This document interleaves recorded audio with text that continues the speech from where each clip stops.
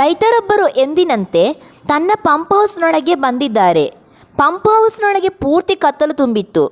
ಇನ್ನೇನು 2 ಹೆಜ್ಜೆ ಇಡುವಷ್ಟರಲ್ಲಿ ಏನೋ ತಾಗಿದಂತಾಗಿದೆ.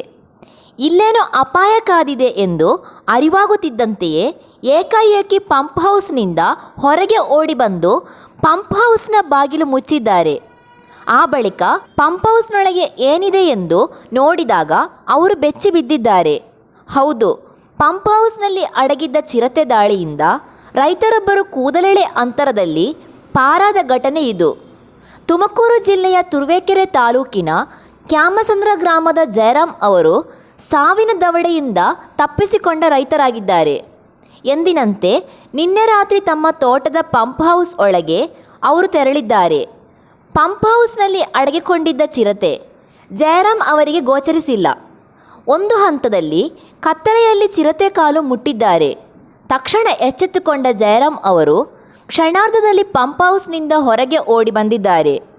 ಇದರಿಂದಾಗಿ ಅವರು ಸ್ವಲ್ಪದರಲ್ಲೇ ಪ್ರಾಣಾಪಾಯದಿಂದ ಪಾರಾದಂತಾಗಿದೆ. ಸ್ವಲ್ಪ ಯಾಮಾರಿದ್ದರೂ ಚಿರತೆ ದಾಳಿಗೆ ಒಳಗಾಗುತ್ತಿದ್ದರು. ಪಂಪ್ ಹೌಸ್ ಒಳಗೆ ಇರೋದು ಚಿರತೆ ಎಂದು ಸ್ಪಷ್ಟವಾಗುತ್ತಿದ್ದಂತೆ ಕೂಡಲೇ ಪಂಪ್ ಹೌಸ್ ಬಾಗಿಲು ಹಾಕಿ ಅರಣ್ಯಾಧಿಕಾರಿಗಳಿಗೆ ಮಾಹಿತಿ ನೀಡಿದ್ದಾರೆ. ಸ್ಥಳಕ್ಕೆ ಬಂದ ಅರಣ್ಯಾಧಿಕಾರಿಗಳು ಪಂಪ್ ಹೌಸ್ ಸುತ್ತ ಬಲೆ ಹಾಕಿ ಚಿರತೆ ಸೆರೆ ಹಿಡಿದಿದ್ದಾರೆ.